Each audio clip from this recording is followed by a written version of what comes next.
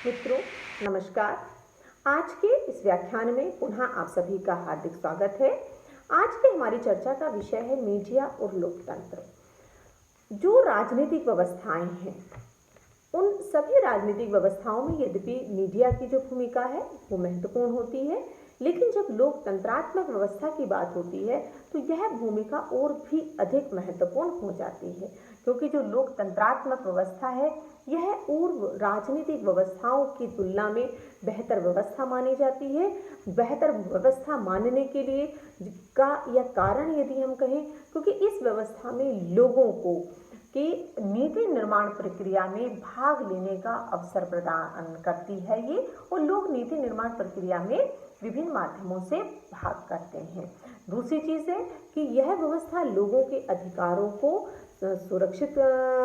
करती है, संवर्धित करती है। तो इसी के साथ साथ यदि हम भारत में देखें कि जो भारत में संविधान के तहत लोकतंत्रात्मक व्यवस्था को स्वीकार किया गया है, उस व्यवस्था के तहत जहाँ पर संवैधानिक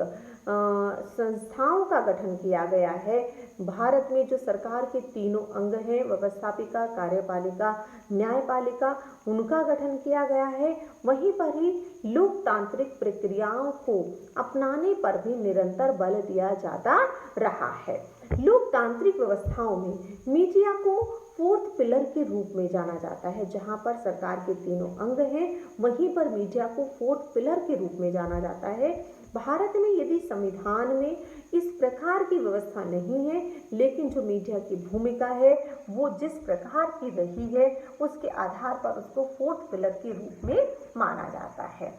अगर हम भारत में मीडिया की भूमिका को देखें तो जो संविधान में हमारे मौलिक अधिकार दिए गए हैं, उन मौलिक अधिकारों में जो 19वां मौलिक अधिकार है, उसके एक के तहत जो व्यवस्था है उसमें नागरिकों को भाषण एवं अभिव्यक्ति की जो स्वतंत्रता है वो प्रदान की गई है। और इसी के तहत जो मीडिया की जो अगर स्वतंत्रता है वो भी इसमें निहित है, और इसको समय समय पर जो सर्वोच्च न्यायालय है उसके द्वारा भी इसको स्थापित किया गया है। अब अगर हम मीडिया की भूमिका की बात करें, भारत में जैसे मैंने कहा कि लोकतंत्रात्मक व्यवस्था हमारे यहाँ पर है, संस्थाएं की स्थापना है, प्रक्रियाओं को अपनाने पर बल है। तो इसमें जो भूमिका है वो किस प्रकार की है, क्योंकि जहाँ पर जो संसद है वो लोगों को आवाज़ प्रदान करती है, क्योंकि जो जनता के चुने हुए प्रतिनिधि हैं वो संसद में जाते हैं और नीति निर्माण की प्रक्रिया में प्रत्यक्ष रूप से भाग लेते हैं। तो वहीं पर जो मीडिया है वो भी लोगों को आवाज़ प्रदान करता है। जो लोगों की आवाज़ है उनको जनता तक पहुंचाने का काम भारत में मीडिया के द्वारा किया जाता है।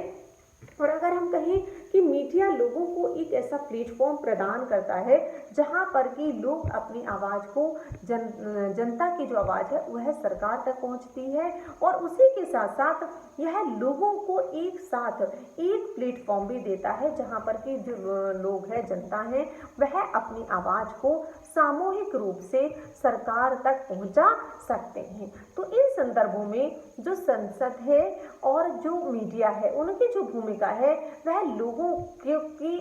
जनभावनाओं को अभिव्यक्ति प्रदान करती है। भारत में जब लोकतांत्रिक व्यवस्था को अपनाया गया है तो उसमें सरकार के द्वारा जो समय समय पर लोगों के विकास के लिए नीतियां बनाई जाती हैं, कार्यक्रम बनाए जाते हैं, और उनका जो क्रियान्वयन है वो जब किया जाता है तो वहाँ पर भी जो मीडिया की भूमिका है वो महत्वपूर्ण हो जाती है, क्योंकि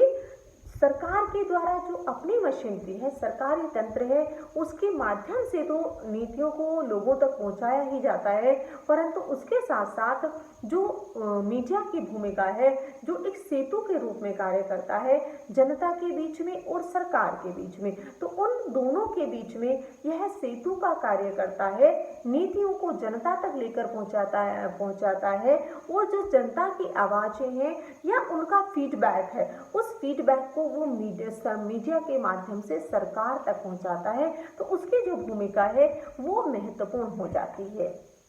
भारत में अगर हम देखें कि संविधान में जो मौलिक अधिकार दिए गए हैं उन मौलिक अधिकारों के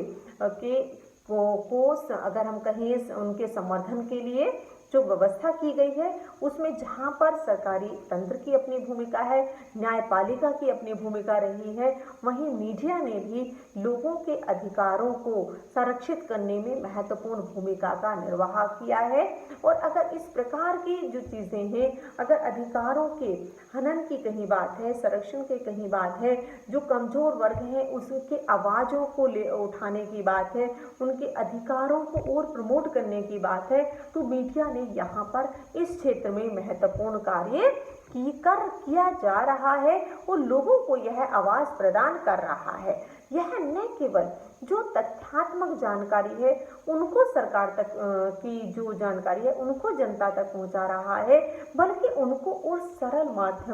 माध्यम से या तरीके से लोगों तक पहुंचा रहा है। हमने देखा कि किस प्रकार से जो अभी हम वैश्विक महामारी के दौरान जो मीडिया की भूमिका है वो कितनी महत्वपूर्ण रही है, क्योंकि जो सरकारी तंत्र है उसका अपना एक अगर हम कहें आकार है, दायरा है, उसको जनता तक पहुंचाने में एक समय लगता है। लेकिन जो मीडिया है, आज मीडिया की भूमिका इतनी महत्वपूर्ण हो गई है, उसका दायरा इतना विस्तृत है, वह विभिन्न माध्यमों से उन सारी चीज़ों को जनता तक पहुंचा रहा है। तो इस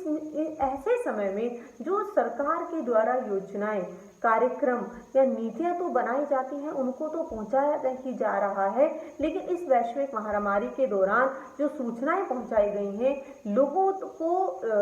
सरकार की जो नीतियां हैं वो लोगों तक, और जो जनता की आवश्यकताएं हैं उनको, मांगों को, आवश्यकताओं को, उनको सरकार तक पहुंचाने का काम भी मीडिया के द्वारा यहाँ पर किया गया है।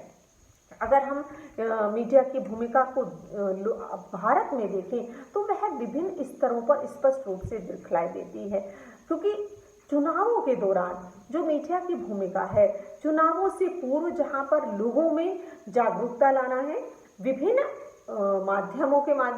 अगर हम कहें जनता तक पहुंचाना है, जो राजनीतिक चुनाव हैं उनके बारे में किस प्रकार से लोगों तक उनको जो उनकी नीतियां हैं, मैनिफेस्टोज हैं, सरकार के कार्यक्रम हैं, उन तक पहुंचाने का कार्य करता है। तो वहीं पर जो एग्जिट पोल होते हैं उनके माध्यम से जो जनता की हम कहें चुनाव में वो जो वोट डालते हैं, तो एग्जिट पोल के माध्यम से उन्हें जनता के समक्ष रखना है। और उसी के साथ साथ एक जो चुनाव के दौरान जो भूमिका रहती है वो भी महत्वपूर्ण हो जाती है, क्योंकि भारत में अगर हम देखें जो चुनाव है, चाहे वो स्थानीय स्तर के हैं, राज्य स्तर के हैं या केंद्रीय स्तर के हैं, तो वहाँ पर मीडिया की जो भूमिका है वह लोक मत का निर्माण करने में तो होती ही होती है, लेकिन चुनावों की प्रक्रिया को किस प्रकार से और अधिक लोकतांत्रिक बनाया जाता है, पारदर्शी बनाया जाता है, लोगों की भागीदारी उसमें बढ़ाई जाती है, क्योंकि जो भारत में लोकतंत्रात्मक व्यवस्था मजबूत हो रही है उसके पीछे मीडिया की भी एक बहुत बड़ी भूमिका है। क्योंकि जब जनता अधिक से अधिक अपने अधिकारों का प्रयोग करती है, राजनीति में उसकी जो सहभागिता है विभिन्न स्तरों पर, विभिन्न माध्यमों से होती है, तो निश्चित रूप से जो भारत की लोकतांत्रिक संस्थाएं हैं वो मजबूत होती हैं। क्योंकि एक जो चीज़ है, जब हम इंक्लूसिवनेस की बात करते हैं तो वो तभी आ सकती है जो समाज का हर वर्ग,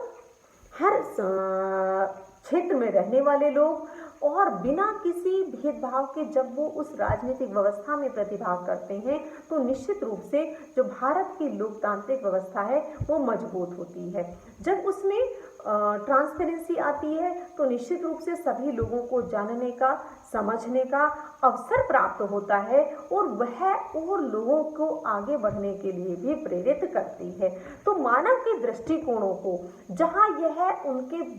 दृष्टिकोणों को प्रभावित कर रही है, विचारों को प्रभावित कर रही है, वहीं पर उसके साथ साथ जो बदलता हुआ सामाजिक और राजनीतिक, आर्थिक, सांस्कृतिक परिदृश्य है उसमें भी जो मीडिया की भूमिका है वो महत्वपूर्ण है। क्योंकि जिस प्रकार से स्वतंत्रता के पश्चात से अब तक जो परिदृश्य परिवर्तित हुआ है, जो विकास ने एक गति प्राप्त की है, जो लोकतांत्रिक संस्थाएं मजबूत हुई हैं, जो प्रक्रियाएं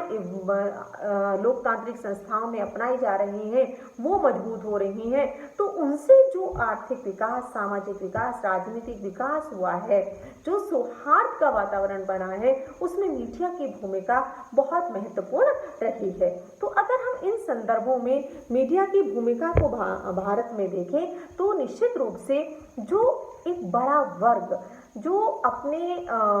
हम कहें बहुत कुछ सीमा तक वह उस मीडिया की सूचनाओं के ऊपर निर्भर करता है, जिनकी जानकारी के जो स्रोत हैं वो सीमित होते हैं, तो वहाँ पर मीडिया की भूमिका महत्वपूर्ण हो रही है। भारत में जो प्रिंट मीडिया का दौर,